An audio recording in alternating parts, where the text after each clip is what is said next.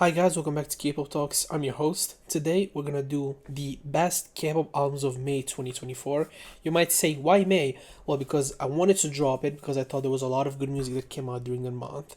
And honestly, I think it's a month that most people don't really talk about considering how good the music was.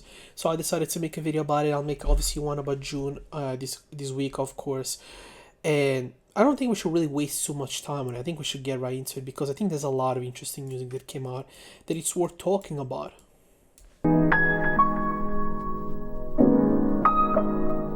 First and foremost, we're gonna talk about Dio, EXO member, former SM employee, with Blossom. This is his third mini album, came out earlier in May. And I listened to previous stuff by Dio. I know it's classic ballads, classic stuff, nothing really impressive from a production or a musical standpoint, but this album is actually much better. I felt like he kind of pushed himself, did something different. The production are much more interesting, the lyrics are definitely much more interesting, and the vocals of Dio actually express much more than what he did before when they wanted him to be more of a classic ballad artist. Here he's very expressive, he can go high, he can go low, he can play, he can be playful, he can be more serious, and this album is definitely on the better track of things. I thought it was very good, even though it's pretty short. It's 18 minutes, they fly by, and every song is very different from another.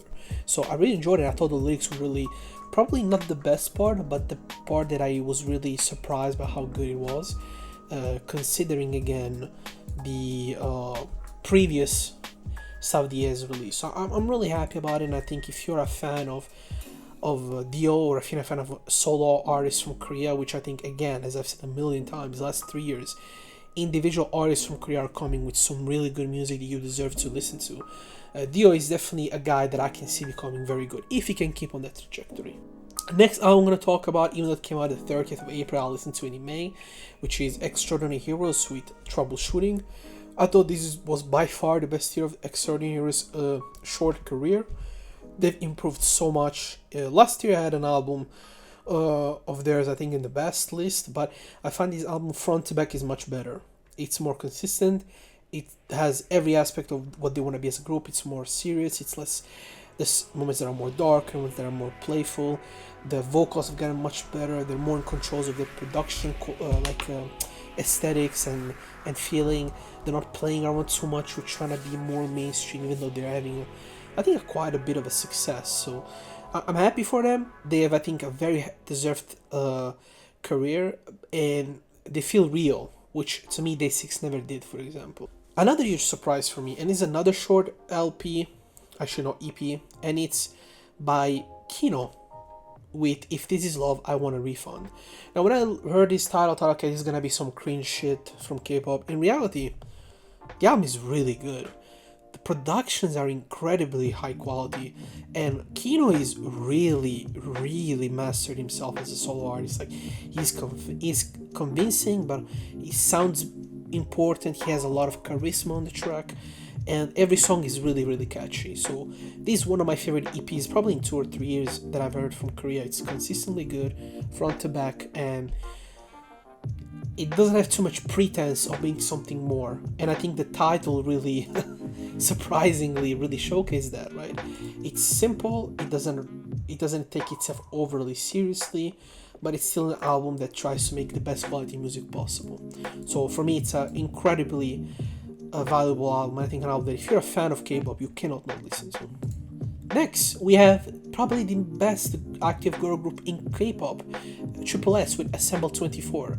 This is supposed to be the album with all the members, and I have to say, this album is fucking good. There's no skips for me. It's 30 minutes, it's 10 songs, it's a full-length album, and it's very good. Like, everything is very well calculated. It obviously has a very clear aesthetic. What is the best song here? I don't know. White Soul Sneakers is very good. Non-Scale is very interesting. I find that the intro S is very good, even though it's just an intro. Like, everything is used very well. And again, I still don't get the whole Bitcoin thing they were going for, but every other aspect they really nailed it down. They're obviously not the biggest production ever, but they feel big. Like, an example, if you go on YouTube and check their music videos, they get a lot of views, but they have high quality production stuff without having the pretentiousness of like, I don't know, YG saying we did the most expensive video ever, and then it's just a bunch of locations and spending a lot of money to rent like cars or places. I don't care about that. It has no sort of like feeling, like compared that to, for example, early Blackpink work. That wasn't the case, right? So for me, I think this is an incredible project front to back, and it's, for me, one of the candidates of best album of the year. For year has been, at this point, very, very underwhelming, but to be fair, the last 2 or 3 months have gotten better, but the first 3 months were terrible. They were the complete opposite of 2023. Next we have Who Yerin with Day and something in Korea. I technically can somewhat read it, but I don't know what the fuck what it says, so instead of embarrassing myself, go check it out yourself. It's 7 songs, but it's 25 minutes. And an artist, for me, that I didn't know who she was. But if you like that more ethereal, dreamy type of music, she's the artist for you. She's a complete artist front to back. And vocally, she's really enjoyable for me. So, really, really enjoyed it. It's fun, it's catchy, it's cute, and it's pretty memorable. It's a very similar style of Japanese alternative pop music, but it's very original in its way. So a really enjoyable project that kind of stands out sometimes in a mass of stuff that tends to be very similar. Next we have Sujin, ex-G-Idol member with Riz. We might have discovered the best G-Idol member that actually left the group. I didn't think Sujin was gonna be this good, but she's fucking good. She's a bona fide pop star. She sounds good. The people that work with her know how to work with her and to really enhance her talents. When I heard, Raise Me Up, it's gonna be some cringe shit. The song is very good. Mona Lisa is probably one of the best songs of the year. And every other song on this album is very memorable. And it makes sure that you're listening to it and you're focused on the music, which is very important in my opinion. Definitely not one of the most impressive things ever from a production standpoint, but sometimes when you go standard, you can do good stuff, and I think Sujin is a great example of that. Next we have, as people would call me, a big hit hater if they ever watched my YouTube videos, there's RM with The Right Place, Wrong Person. This is, I think, by far the best RM project. It is most mature, it is most confident, and no bullshit, like weird, like features, because even the Little Sim feature makes a lot of sense. You know, Moses Sumney makes a lot of sense. In the album, Anderson .Paak didn't feel much sense. There was a situation where it felt like, because I'm RM, I must have Wale and these guys. And don't get me wrong, I think that when he did the one with Wale, it was very honest because he loved Wale. But I found that before, the machine was so strong that he kind of had to have that. Similar to what last year with J. Cole and J-Hope, where if he did that in 2014, J-Hope would have rapped his ass off. Instead, he had to just play the good boy to impress, you know, to make the company look how much more popular we can give you a #1 hit, right? And all that bullshit, which I've already talked about a million times. But the album is great. A lot of influences, obviously, from Tyler the Creator to even in certain spots, maybe like Around the Jewels, in certain other spots, people like Lil Sims, you know. So there's a lot of other influences, but as always, RM stands out for his Korean rapping. When he raps in Korean, not only is much more confident, I think he's much more thoughtful, and certain things he can't really, I think, convey in English, he can very well convey in Korean. It's the same thing I said about Suga on his, not this album, the one before that, which is the last one of the trilogy. I can't think of the name right now, but when you listen to the album, like, the best songs are the one that talks about this friend that he used to have that went to a wrong path, went to jail, and how the lives were very different, but he was sick as well, and all. Those were his best songs. But then in the middle of this album, there were more classic, basic songs that had to chart, right?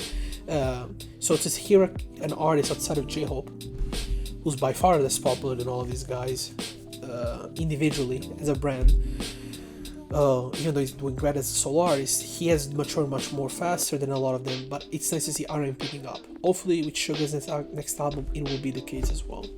Chilling Homie with Maze Runner.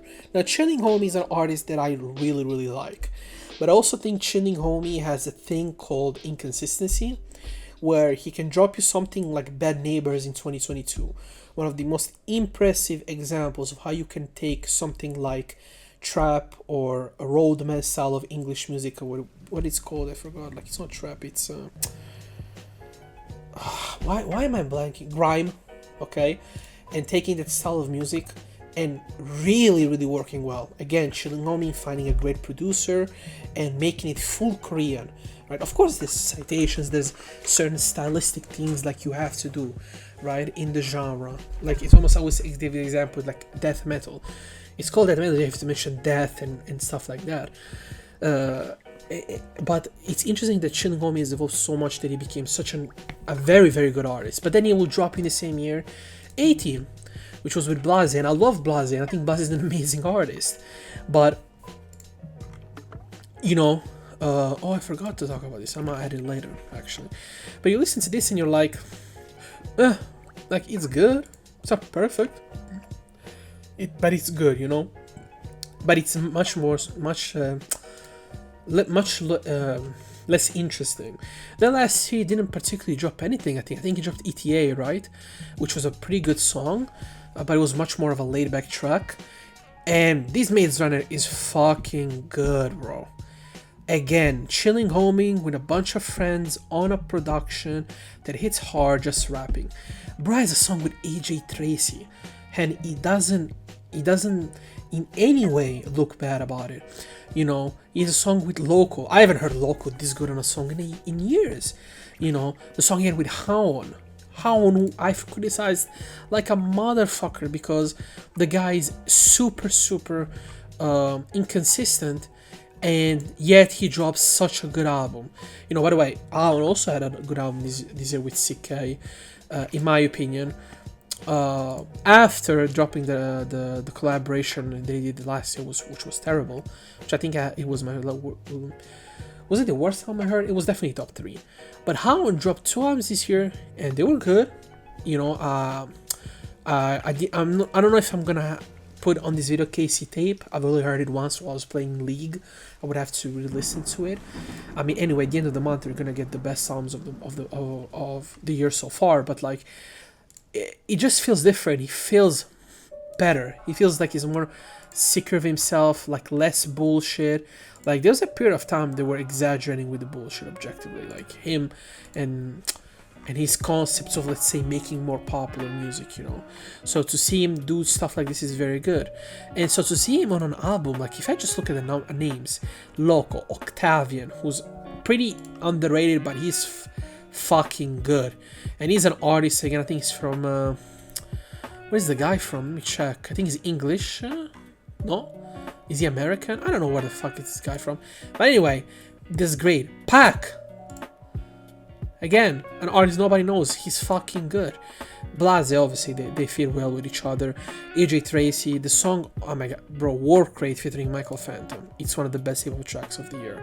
And this is the consistency I was talking about, that when he can hit it on an album, he's one of the best rappers in the world. So Chilling Homie with Maze Runner, one of the best albums of the year, one of the best Korean projects of the year that deserves to be mentioned. Pretty much the same concepts this year as most other albums they've come out in around the world from hip-hop, because it's one of the most impressive projects of all year.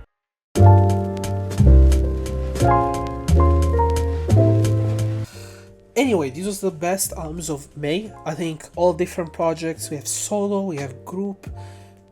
Actually, we have only one group, I think, if I don't remember incorrectly. Let me check, because my memory is terrible. But I think we only had one group, right? If we even had any. Let me check. Oh yeah, obviously we had Extraordinary Hero, yes. The Extraordinary Heroes, and we had Triple S, yes. So, but obviously this was a solo artist month. I think in June it was much better. But tell me what are your favorite albums of the month. Obviously I've enjoyed it. I thought it was good enough for you to actually give you recommendations to go listen to them.